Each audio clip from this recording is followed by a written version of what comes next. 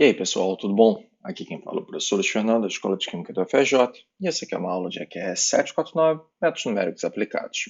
A gente continua conversando sobre as metodologias para integração numérica, e dessa vez a gente vai conversar sobre as regras de Simpson, que na verdade são baseadas na aplicação do polinômio de Newton-Cotes usando uma ordem superior àquela que eu apresentei na aula passada, a regra dos trapézios. Eu ressalto aqui que vale a pena assistir a aula passada, porque eu dei um detalhamento muito grande sobre como essa formulação ela é aplicada. Então, essa daqui é a dica. Se você está chegando nesse assunto sem ver a aula anterior, minha sugestão, dá uma olhada lá, porque você vai ver um detalhamento muito grande.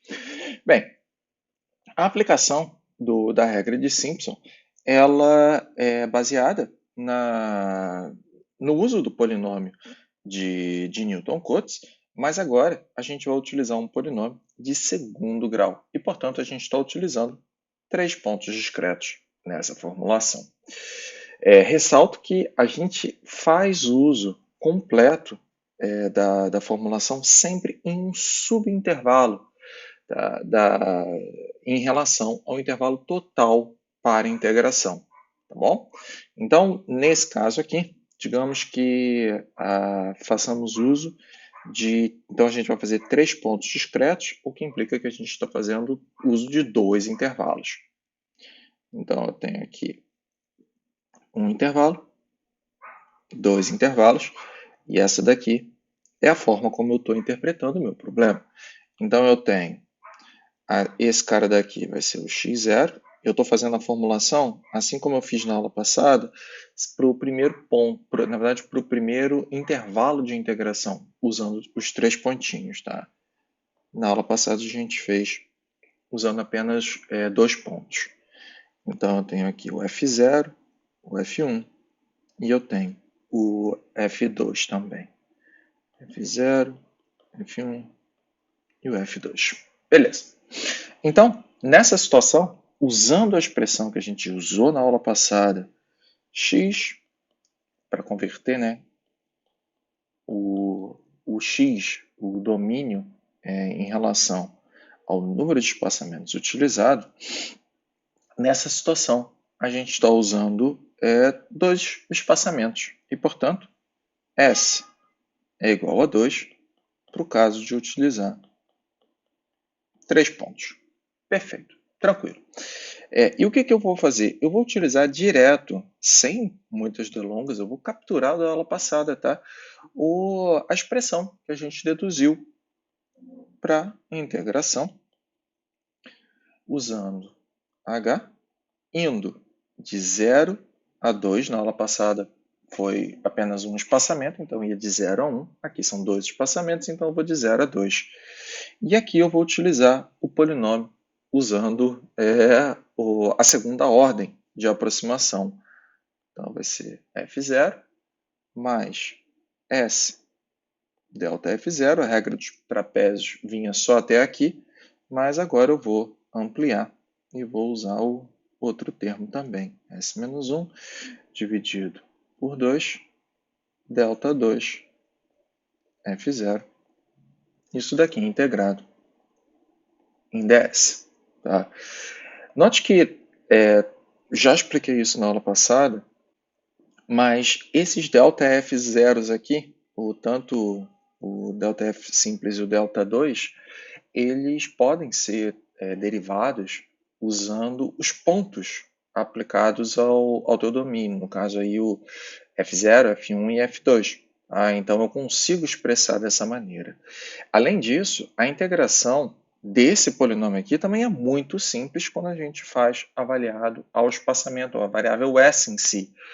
E o que eu vou fazer aqui agora, direto, eu vou integrar o polinômio e eu já vou aplicar aos limites do intervalo. Então, eu vou dar um passo maior do que eu dei na aula passada. Então, integrando e aplicando o limite, os limites no final das contas, a gente tem, então, o ΔI igual a 1 sobre 3. Você pode fazer em casa que você vai ver que vai dar certo.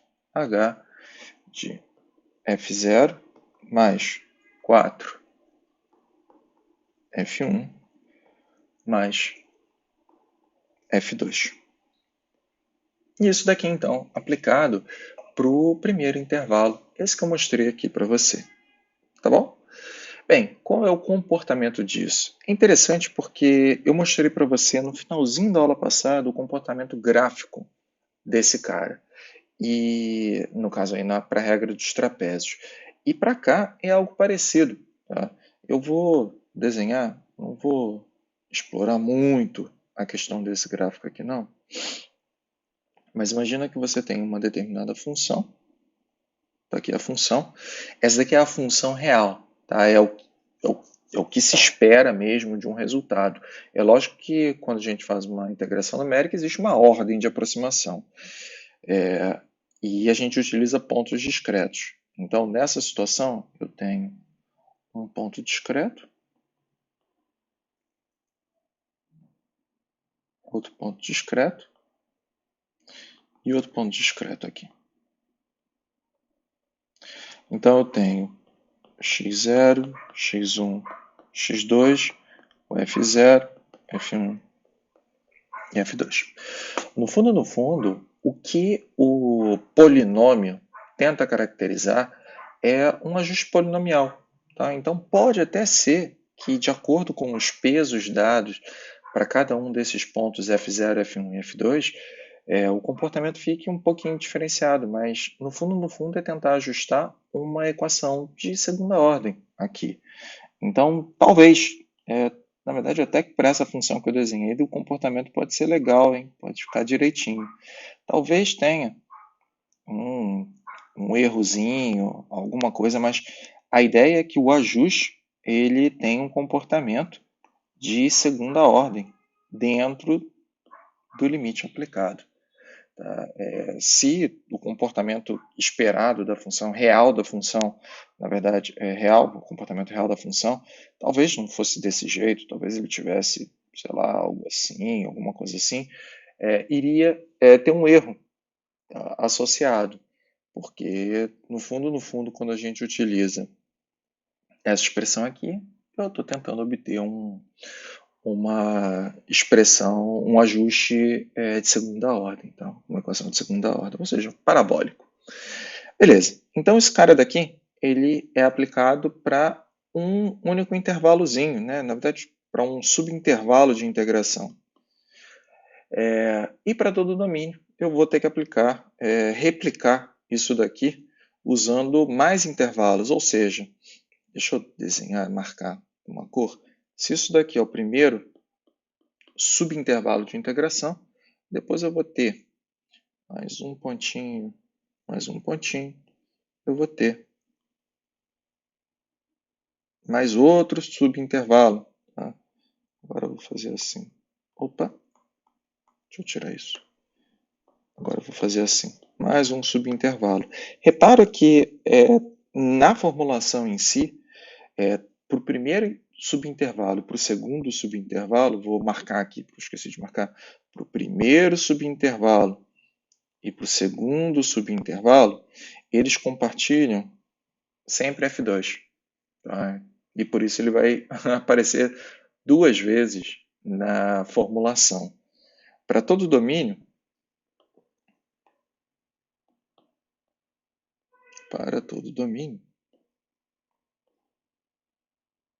o que vai acabar acontecendo é que I vai ser a soma, tá, de todos eles. E esse cara vai te dar 1/3 de H de F0 mais 4 F1 mais 2F2, porque esse cara daqui é compartilhado, né, entre os subintervalos, mais 4F3 mais, na verdade, provavelmente não, tem que se dar 2 F4 e assim por diante, tá? Mas eu vou botar uns pontinhos, mais 4 F de n menos 1 mais Fn, o último ponto.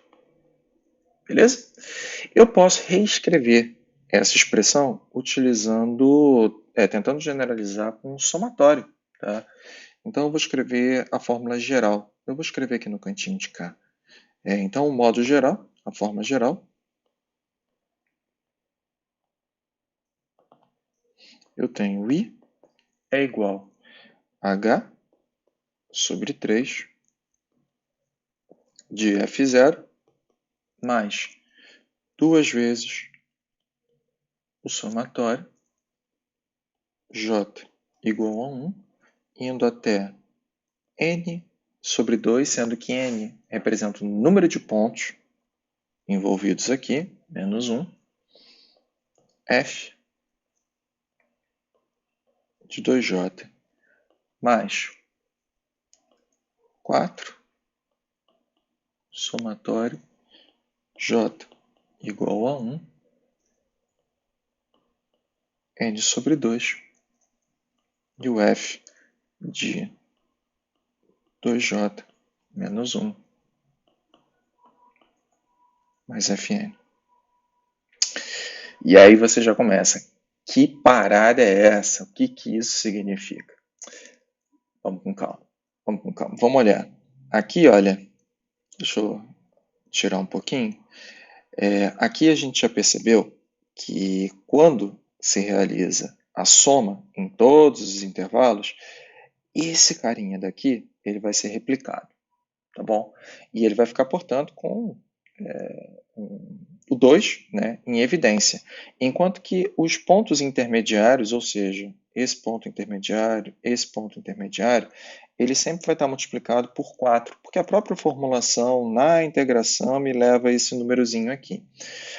Então você pode ver que ele sempre alterna. 4, 4, 4, o último, e o último lá, né, o último intervalo, tá, ele está sozinho, tá, porque acabou, né, a replicação. Ele é o último subintervalo, portanto ele está sozinho aqui. Então o que esses índices aqui estão fazendo? Olha só, eu já escrevi, tá? Eu vou mostrar para você que J igual a 1. Tá? J igual a 1, ele vai me dar o quê? J igual a 1 em 2J.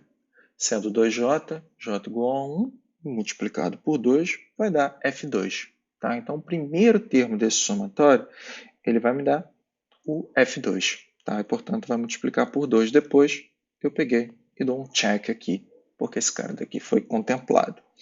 Agora eu vou fazer o seguinte, eu vou olhar para esse somatório agora, tá bom? Então vai ser J igual a 1, vai dar 2J, vai dar 2, menos 1, vai dar 1. E, portanto, aqui eu vou ter o F1, multiplicado por 4. E, portanto, esse cara daqui, ele está representando esse termo. Check. Beleza. Legal. Só que agora eu quero ver se ele vai conseguir contemplar esse cara daqui também, o F3. Vamos dar uma olhada? Então, agora vai ser J igual a 2, o próximo termo do somatório. Portanto, vai dar 2 vezes 2 aqui no 2J. Isso daí até onde eu sei dá 4, menos 1, vai dar 3. E, portanto, ele vai chegar e vai pegar o termo 4F3. Check. Perfeito. Está dando certinho. E o que ele vai fazer? Ele vai executar isso na metade dos pontos disponíveis. Por quê? Olha, porque justamente eu estou sempre avaliando o ponto intermediário. Se eu tenho 10 pontos, eu vou ter 5 pontos intermediários. Tá? Então, eu estou avaliando até n-2. E isso daqui vai varrer todos os pontos intermediários nos subintervalos da integral. Tá bom? E vamos avançar mais um aqui, só para você ver um pouquinho melhor se vai dar certo, né? Então aqui, olha, eu vou botar J igual a 2. Se é J igual a 2, esse cara daqui vai dar o F4. Tá? Então vai ser 2J, dá o F4, multiplicado por 2. Ou seja, justamente o termo próximo que apareceria aqui, e eu, de maneira bem preguiçosa, não coloquei. Mas ele representa quem? Os pontos de interseção entre subintervalos. e, portanto, eles ficam com 2 em evidência. E repare ainda que ele vai avaliar em todos esses pontos, n dividido por 2, menos 1. Menos 1 por quê? Porque ele não vai incluir, ele não vai duplicar o último ponto, o último subintervalo, que é justamente está contemplado aqui no Fn. Sacou? Lá no último subintervalo, lá no finalzinho, esse último aqui, ele acabou, não tem replicação. E, portanto, eu não estou olhando todos os subintervalos. Esse cara está contemplado aqui. Show? Note, então, que você pode programar, estruturar a tua formulação numérica usando essa expressão que eu passei para você. Mas eu quero olhar agora o erro de aproximação. Então, vamos fazer o seguinte, vamos olhar o próximo slide. Repare, então, que o polinômio de aproximação, ele usa os 3 termos, um polinômio de segunda ordem, e agora eu vou olhar para o cálculo do remainder, do que sobra, né? no polinômio de Newton-Cotes. E, olha, eu não vou fazer com você a integração não, tá? Mas se você fizer a integração e substituir os valores no intervalo de 0 a 2 nessa integral aqui, você vai ficar surpreso. Pode fazer em casa, que você vai perceber que isso daqui vai dar 0. Ou seja, isso significa que o termo cúbico da aproximação em si, ele é identicamente nulo, o que implica que o erro ele é cancelado. A aproximação, ela traz isso de uma maneira automática. Isso é muito bom, porque acabou de aumentar a ordem de aproximação esperada para essa metodologia. Tá? E isso, foi uma grata surpresa na dedução numérica. Agora, então, como a gente vai avaliar o erro de aproximação? Vamos para o próximo erro do polinômio. Tá?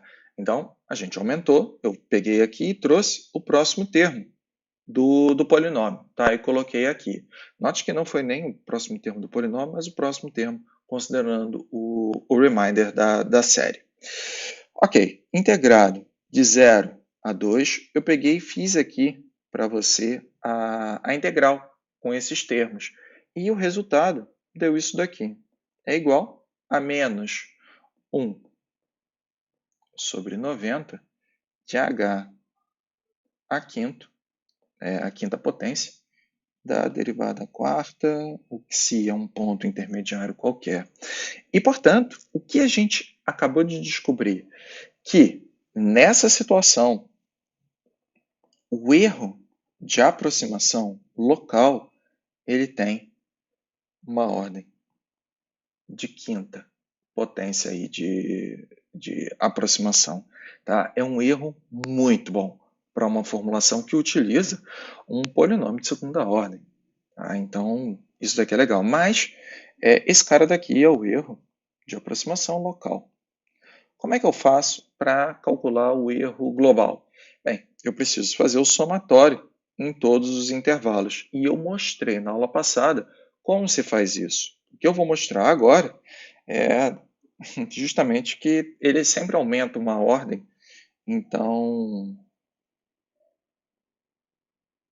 esse cara daqui vai dar. Na verdade, aumenta não, perdão, ele diminui uma ordem. Então, ele vai dar h à quarta. Tá? Então, o erro global, calculado em todo o domínio de integração, ele vai dar a quarta potência. Legal? Beleza. Um cuidado que você deve ter aqui. Como a gente faz a integração, né, usando Simpson, a regra de Simpson, 1/3, a gente sempre utiliza de 3 em 3 pontos.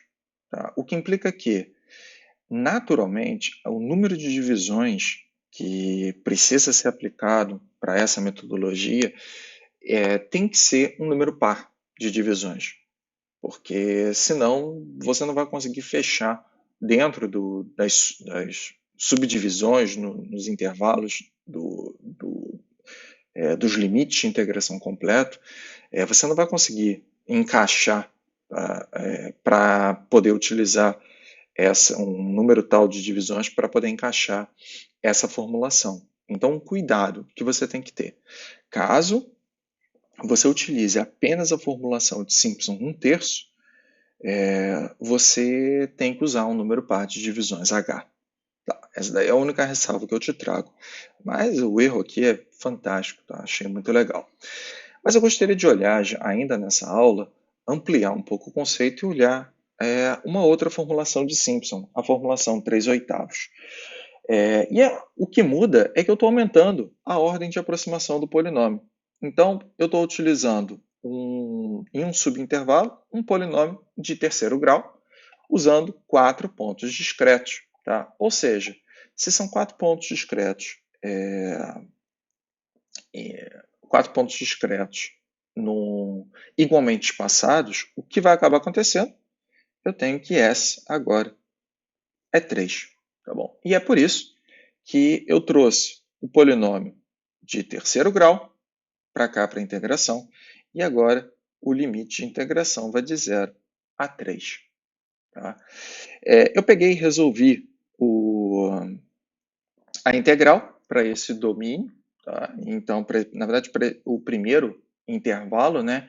E aqui está o resultado. Você pode perceber, então, que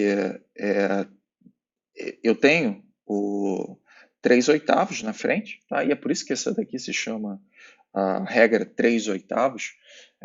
Deixa eu voltar só para te mostrar.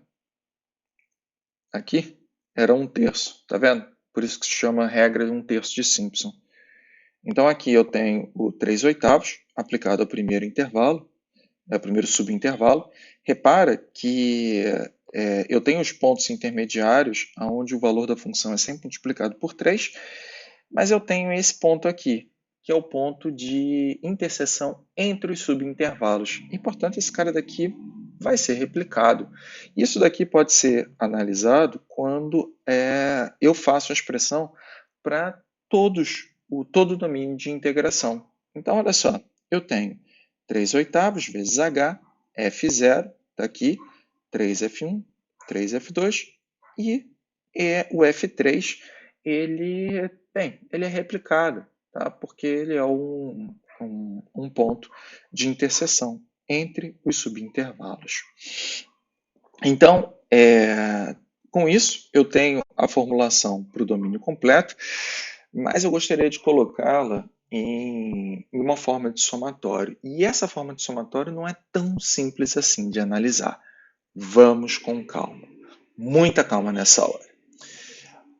Vamos lá. Vou pegar aqui e vou mostrar para você.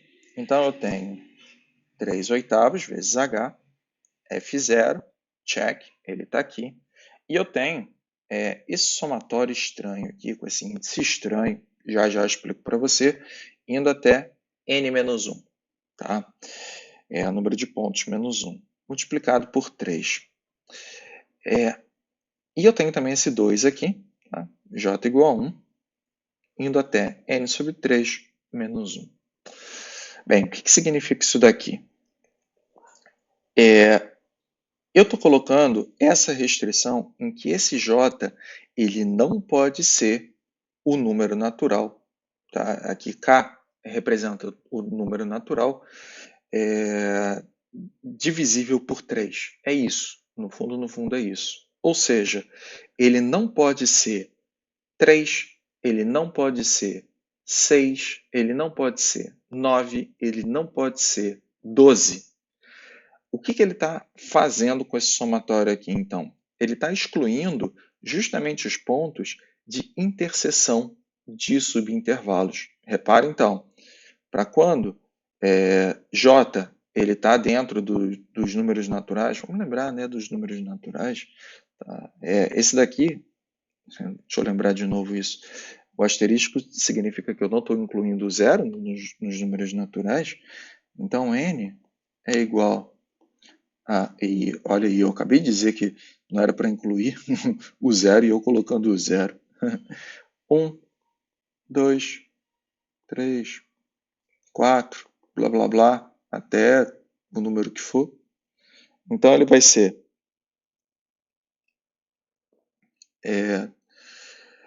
diferente de 3 vezes 1 dá 3. Tá? Ou seja, quando esse índice aqui, J, bater 3, ele não vai calcular esse termo de somatório. Quando J igual a 3K, quando J bater 2 vezes 3, tá? Número natural, 2 vezes 3, ele vai pegar, vai dar 6, e, portanto, ele não vai calcular. E é um dos termos aqui de interseção no domínio. Tá? Então, vamos lá, vamos dar uma olhadinha aqui. J igual a 1, J igual a 1, esse cara daqui vai dar F1, e, portanto, ele está pegando esse termo. Quando J igual a 2, ele vai pegar, e vai dar F2, e, portanto, ele está pegando esse termo. Perfeito. J igual a 3, J igual a 3, J não pode ser um número natural dentro desse conjunto aqui. 3 vezes K vai dar 3, e, portanto, ele não vai calcular o termo de somatório. E aí ele passa para o próximo. J igual a 4, J igual a 4, F4, vai dar aqui. Tá? Note que todos esses termos que eu acabei de falar, todos eles são multiplicados por 3 e, portanto, eu estou conferindo aqui. Ele vai avaliar em todos os pontos menos 1. Tá? O somatório ele vai valer para todo mundo. Perfeito, tranquilo. Excluindo já, através dessa restrição, todos os pontos de interseção. E onde é que esses pontos estão? Eles estão nesse somatório aqui. Vamos lá, com muita calma. J igual a 1. J igual a 1, ele vai dar 3 vezes 1, até onde eu sei, a matemática me mostrou. Isso daqui vai dar 3, certo? E, portanto, ele vai dar 2 vezes 3, eu tenho esse termo aqui. Depois vai dar J igual a 2, J igual a 2, até onde eu sei, vai dar 3 vezes 2 vai dar 6, e, portanto, ele vai calcular o F6. Então, repare que esse termo aqui, ele está avaliando todas as interseções. E como eu utilizo os 4 pontos, eu sempre tenho, de 3 em 3 pontos, eu vou ter uma interseção. E, portanto, eu vou utilizar n dividido por 3, para calcular o número de pontos de interseção, menos 1. Por quê? Porque a última interseção ela está contemplada no último carinha aqui, no Fn. E por isso não tem a replicação. Então, você pode utilizar essa fórmula aqui para o cálculo completo, sem mistério, da formulação de Simpson 3/8. Beleza? Show! A programação não é tão trivial assim. Na verdade, você precisa ter algumas avaliações para checar se essa condição aqui ela é satisfeita ou não. Tá bom? Mas eu quero conversar agora sobre a avaliação do erro. E nessa condição, usando o reminder, né, do polinômio de terceiro grau, eu peguei e substituí aqui. Tá? E nesse caso, eu tenho os limites indo de 0 a 3. Diferente do caso anterior, de Simpson 1/3, quando eu realizo essa integração, bem, de fato, nessa condição, a integração ela não vai a zero. Tá? E, portanto, eu tenho aqui, sim, um termo a ser considerado, e esse cara ele me dá, portanto, uma ordem de integração. Então, o ΔI para esse subintervalo, a ordem de integração dele está aí, na faixa de quinta ordem. E o que acontece quando eu avalio para todo domínio de integração? Esse cara daqui, ele tem o erro no domínio todo, ele vai ter uma ordem a quarta. E aí você para e fica, poxa, mas peraí, eu tenho a mesma ordem de aproximação de um Simpson 1/3. Não tem diferença nenhuma. De fato, você tem a mesma ordem de aproximação e você tem a mesma, uma formulação de Simpson 3/8 que é até mais complexa. E aí você fica, poxa, mas então qual é a vantagem de utilizar o Simpson 3/8 em relação ao Simpson 1/3? Afinal de contas, eles têm a mesma ordem de aproximação. E aí tem a grande diferença. A possibilidade, na formulação de 3/8, de aplicar a formulação em si para um número ímpar de espaçamentos. E, portanto, isso daí talvez te traga mais vantagens. A outra possibilidade que tem, sabendo que a ordem de aproximação nas duas abordagens é igual, você pode aliar até as duas técnicas. Você pega e faz o seguinte, utiliza a formulação 1/3 para a maior parte do domínio. E lá no final, você utiliza 3/8. Afinal de contas, não vai fazer diferença nenhuma na ordem de aproximação total. Ambas têm a mesma aproximação local e aproximação global na, na formulação numérica. Beleza? Pois bem, era isso que eu queria falar contigo nessa aula. Espero que tenha gostado, espero que tenha curtido aí. Na próxima aula a gente ainda vai falar sobre uma outra abordagem completamente diferente. Não utiliza o polinômio de Newton-Cotes. A gente vai conversar sobre a quadratura de Gauss, também chamada de quadratura gaussiana. Eu vejo vocês lá. Até mais.